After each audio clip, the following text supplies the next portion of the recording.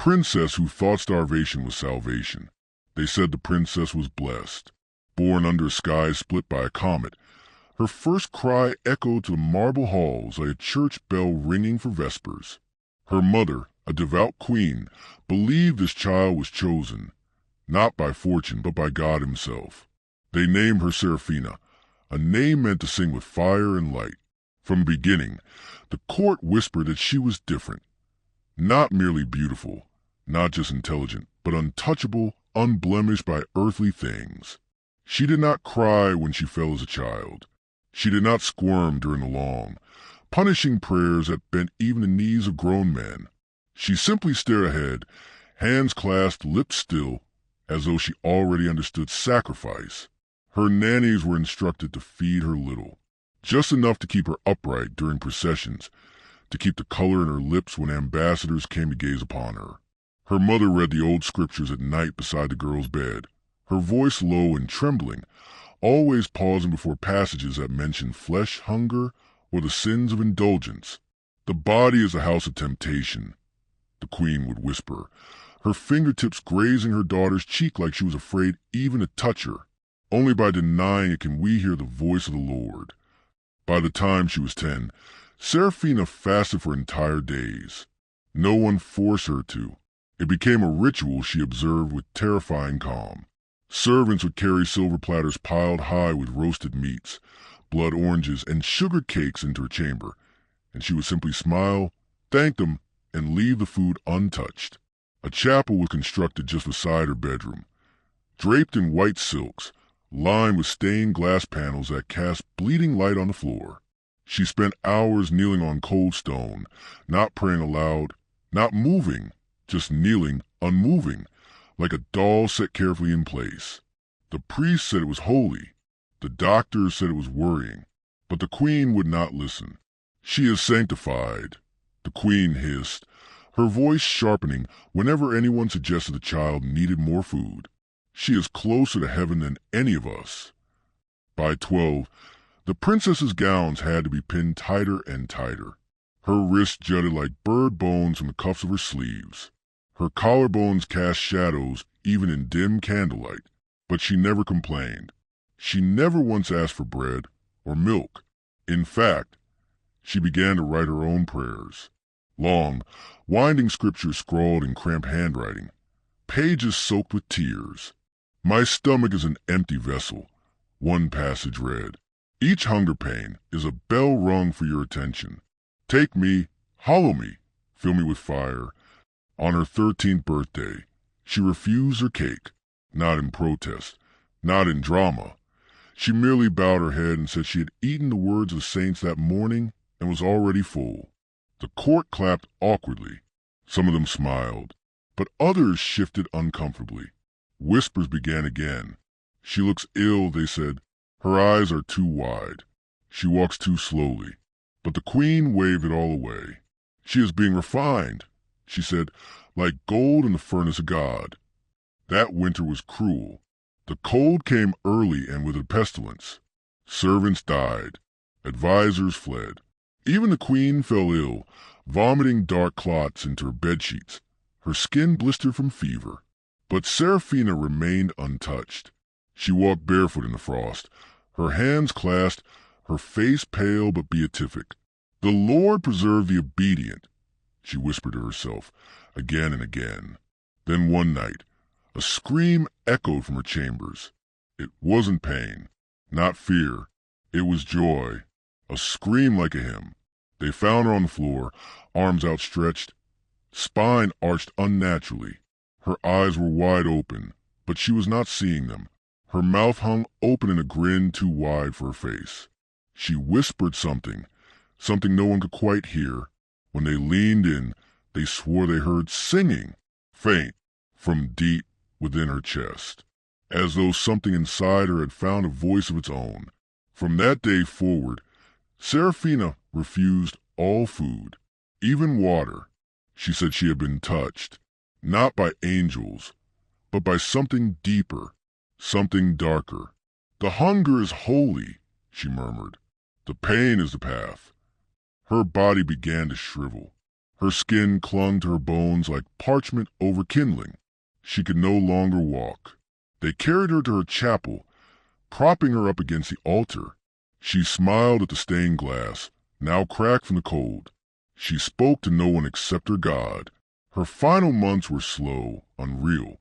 Her fingernails turned blue, her teeth loosened, but she never cried.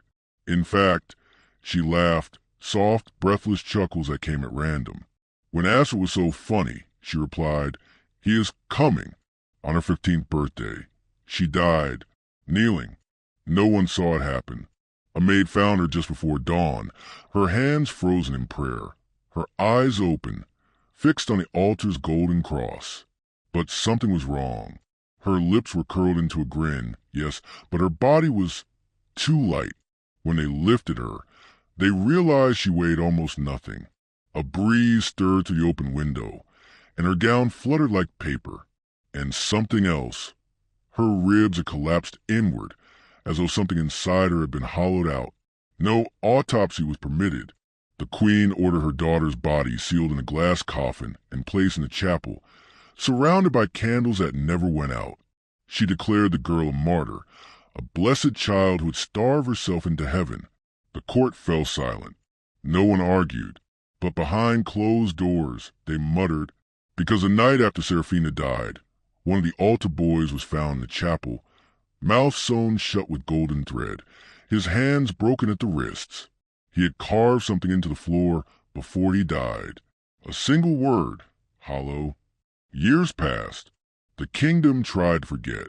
The queen refused to remarry, refused to eat anything but bread and water in her daughter's memory. She grew thin herself. Paranoid, she claimed to hear singing in the walls. "She's still praying," she would whisper. "She prays for me." Visitors to the chapel began to report strange things. The air was colder near the coffin. Candles flickered when no one moved. And sometimes, just sometimes, if you stared long enough, you'd see her lips twitch, as if still whispering.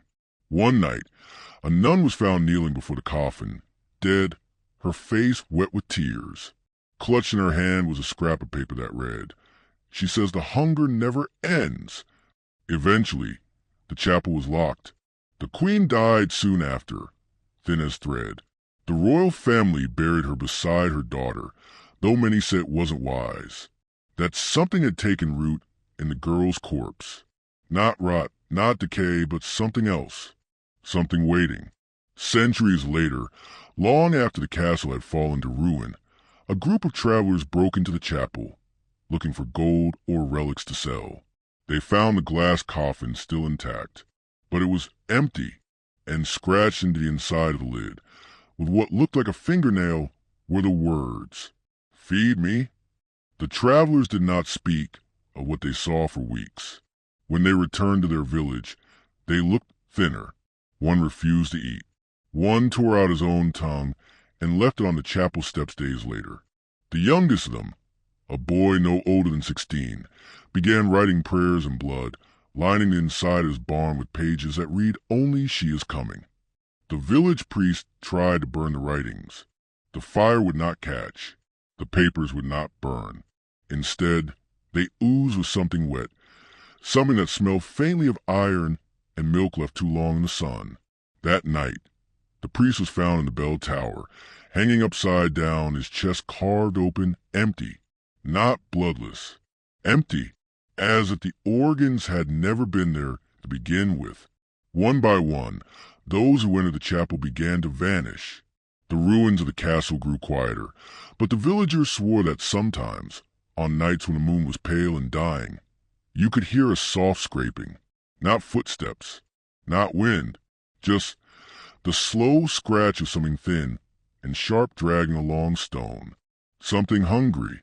The tale of Princess Seraphina faded into legend. Mothers used her name to frighten children into eating. "If you don't finish your supper, she'll come to you," they said.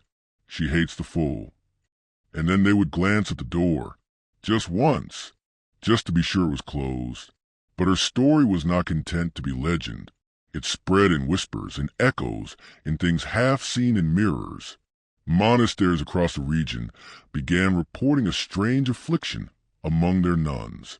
One by one, they stopped eating, not out of vanity, not out of despair. They claimed they heard a voice, sweet, childlike, hollow, telling them they were vessels, telling them that fullness was a sin, that their bodies were prisons, and hunger was the only key. A convent 60 miles away suffered a mass episode. 27 sisters all collapsed on the same night. Not dead, but dreaming. They writhed and smiled in their sleep, whispering the same prayer. Hollow me, use me, come through me. When they awoke, they no longer responded to their names. They called themselves Seraphina. That's when the church intervened. An old cardinal, known for exorcisms and grim knowledge, traveled to the region to investigate the origin of the chapel. What he found terrified even him. Records sealed for over a century revealed that Seraphina's fasting had not been voluntary. The queen had ordered her fed only communion wafers and holy water from the age of 5. She had once told a priest that the child's body would become God's gate, that if she were starved enough, silenced enough, emptied enough, something holy would come through. But it wasn't holiness that came. The cardinal found carvings behind the altar, words etched in dozens of languages, some lost to time.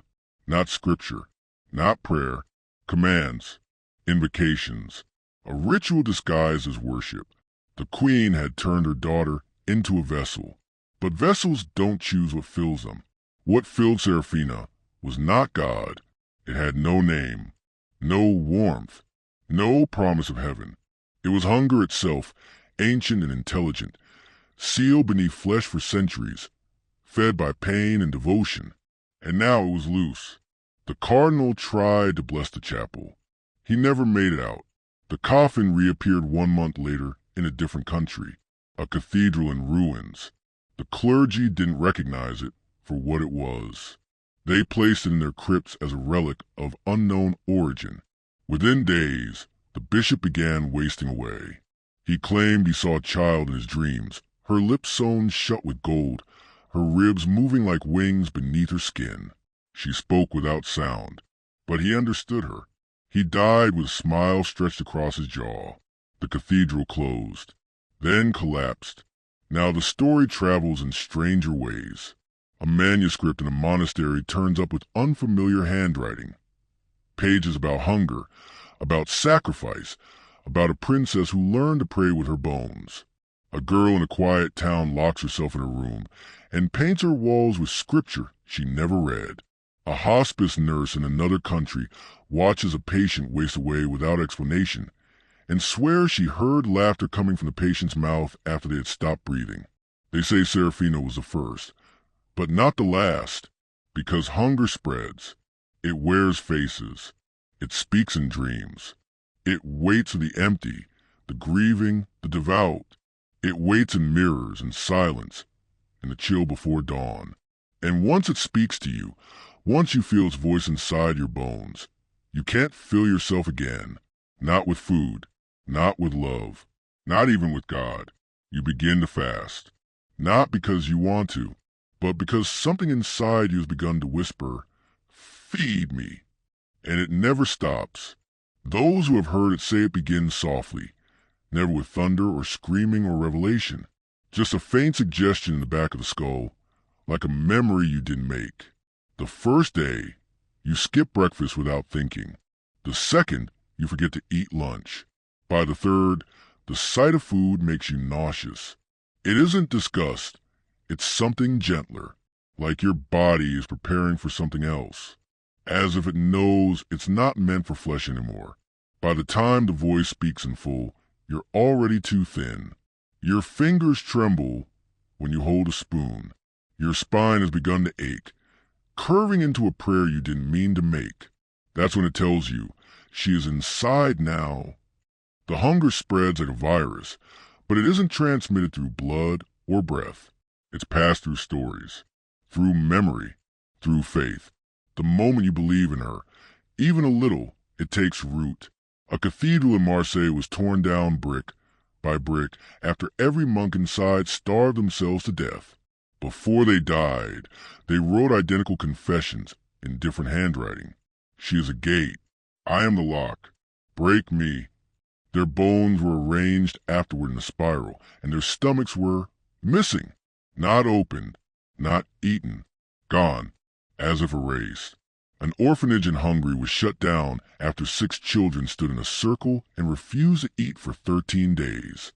On the 14th, one of them whispered something to the others, and they all began to weep, not from pain, but from joy. She came in the night, they said. She took the light out of our bellies. Now we shine. The police who investigated the scene swore. They found no food, no signs of trauma, but the walls were covered in writing, not painted, etched with fingernails. The same words, again and again. Hollow is holy. The girl who started it, if she could still be called a girl, was never found, and always it returns to Seraphina. No portrait of her remains. Every sketch or painting, even the royal ones once locked in the castle's vaults, have vanished. Where her face should be, there's only blur, smudged canvas, stained parchment. But her body, gaunt, kneeling, perfect in surrender, is always intact. A researcher who tried to digitally reconstruct her image using AI suffered a stroke the moment the face finished rendering. Before losing consciousness, he typed a single word into his keyboard, letters clumsy and bleeding, empty. And that image, the file corrupted instantly, but the outline remained in the system's cache. No mouth, just a gaping shadow where it should be. The hunger has learned the world has changed. It no longer waits in chapels or behind stained glass. It travels through speakers now, through signals. A podcast in Belgium aired a reading of a recovered prayer from Seraphina's chapel. Every listener reported insomnia for 13 nights straight. On the 14th, half of them stopped eating. A third never resumed. The podcaster vanished. His last recording was not a story. It was a slow, shuddering breath and a whisper. She's not waiting anymore. She's inside the signal. YouTube removed the video, but it re-uploads on its own, from different accounts, in different languages, sometimes in voices that don't match any human tone. The hunger doesn't need a body anymore. It only needs a door, and every listener, every believer, is another key in its lock. Some say Seraphina was a victim, a girl devoured by her mother's holy delusion. But those who know better understand that she made a choice. Somewhere along the path of starvation, she saw what waited behind the veil, and smiled. She opened herself willingly, became a chalice, a chapel made of flesh, and she was rewarded. She was the first to feel the thing that lives between absence and agony, a thing that feeds not on blood, but on belief. The more she denied herself, the more it filled her, until she was no longer empty. She was other. That's why she smiles. Even now, because she is full in a way no human has ever been, and she is still so very hungry. A psychiatric hospital in England received a patient last winter, a young woman who had not eaten in 33 days. Her vitals should have collapsed, but she was lucid, alert. She asked only for candles and a blank room. She's coming, the girl said, and she'll come through me. Her heartbeat did not match her breathing. Her blood work showed something unrecognizable in place of white cells. Something moving. When the doctors tried to force-feed her, every light in the ward blew out. They found one nurse convulsing. Eyes rolled back, hands mangled as if pressed too hard in prayer. The girl vanished the next day. On her bed, scrawled in soot and ash, were the words, "She walks now." They try to cover it up, but you can't cover hunger. You can't silence an echo that lives in the spaces between your ribs. You feel it now, don't you? That gentle twist behind your belly. That odd stillness when you pass a mirror. The moment your appetite faltered. The voice you almost heard when you woke at 3 a.m., staring at the ceiling, mouth dry, body cold, and something missing. You may not believe in her yet, but she believes in you, because all it takes is one fast, one skipped meal, One whispered prayer you didn't mean to say. And she will come. She always comes. Smiling, empty, and waiting for you to kneel. They say you can stop it. That if you eat something, anything, before the 13th day, the voice quiets. That if you sleep with your stomach full, her shadow won't bend the corners of your room at night. That if you fill your mouth with salt, she can't speak through you. But those are just stories. And stories don't work on hunger. What no one tells you is that the longer you go, the more beautiful it becomes. Not your body. No, your body withers. But the feeling inside, the sensation of becoming something less than flesh. Something cleaner, lighter, purer. The ache in your belly stops being pain. It becomes music. The creak of your joints becomes rhythm. Your spine cracks like a bell tower announcing prayer. Every breath feels like an offering. You begin to see her, not directly, never directly, but out of the corner of your eye, always kneeling, always smiling, her hands folded in devotion, her mouth stitched with golden thread that doesn't bleed. She doesn't speak, but you hear her. The sound is not made of words. It's made of absence, of the space between notes, the hush after a scream, the moment before a church door opens, and her presence feels holy, not kind, not safe, but inevitable. One woman in Prague documented her experience with the Seraphina fast. She believed it was a spiritual cleanse, a ritual to strip away ego and vanity. She recorded daily entries. By day 7, her voice became softer, more breath than speech. By day 10, her eyes no longer blinked. She claimed she could see the bones of the world. That language was a cage. That food was betrayal. On day 12, she posted a final video. She was smiling. Tears ran down her face. Her teeth were bleeding. "I can hear her singing now," she whispered. She sings in silence. You'll hear it too. The screen glitched. Just for a moment. When the video was analyzed frame by frame, a single image appeared between two frames. An emaciated girl, too tall for the room, kneeling, her face blurred, but her mouth, unstitched, was open, screaming, with no sound. The woman was found the next morning in her apartment. The fridge had been filled, untouched. The walls were covered in scripture, made of fingernail scratches. And there, in the center of the kitchen, she had drawn a perfect chalk circle. Inside it, she'd written only one phrase. She filled me, and then she starved to death. Kneeling. There are now entire online communities devoted to her. Forums hidden behind password walls. Private message boards where users post photos of their rib cages. Updates on how long they fasted. Hallucinations they've shared. They call it the hollow path. They call it becoming Seraphina. And some of them disappear. Their usernames go dark. Their last messages trail off mid-sentence. And sometimes, just sometimes, someone new logs in under the same name, writing in strange, fragmented text. She comes in quiet. She is the fast. You are the feast. No IP address is traceable. And no one ever hears from the originals again. But the posts remain.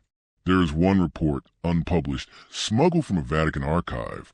It tells of a chapel discovered beneath a monastery floor, entirely walled off, as if buried deliberately. Inside, a single iron chair, restraints melted into the stone, bones fused with the altar. All the candles were still burning, and in the center of the floor was a shallow bowl made of glass. Inside it, a single tooth, not human, wider than a thumb, ridged like coral, hollow through the center. Next to it, scratched with something sharp, was a name. Seraphina. The priest who found it went blind an hour later. Not from light, from hunger. His own stomach began to digest itself, though he'd just eaten. He died 2 days later, smiling, hands folded, kneeling. The bowl was never recovered. They sealed the room again, buried the entrance under concrete. But hunger has never needed doors. It only needs belief. You might feel it now, the little tickle in your throat, The dryness that water doesn't quench. That strange weight in your stomach that isn't heaviness. It's emptiness. A hunger that isn't yours. She's patient. She won't rush you. But the moment you begin to want something you can't name, she's already inside. Not to possess. Not to destroy. But to open you. Because that's what Seraphina is, and always was. Not a saint. Not a martyr. Not a victim. A gate. And now that gate stands behind your eyes. And when it opens, you won't scream. You'll smile. And you'll whisper the prayer written in every language, on every wall, in blood, in ash, in shadow. Hollow me. Use me. Come through me. They found the last girl in a chapel that shouldn't have existed.